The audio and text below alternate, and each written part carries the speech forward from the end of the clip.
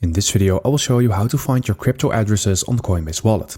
So if you want to do this, there are a couple of things that you can do. And the first thing is by clicking on this transfer tab in here. Now you need to click on receive at the bottom left. So let's go ahead and do that.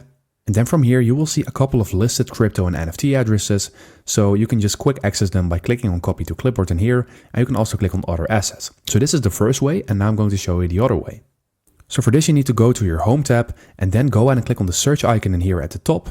And then you can just go ahead and search for crypto. So let's say USDC. You can just type in everything you can imagine. As long as it's on Coinbase Wallet, then you are able to select it. So let's say USDC, then we're going to click on this. And we can see that this asset is on Base. And if we want to receive this, then we're going to click on this receive button. That will be visible on every crypto asset on Coinbase Wallet if it is eligible for transferring. So go ahead and click on copy now. And this way you can access more addresses for more cryptos. So I hope this video helped you out.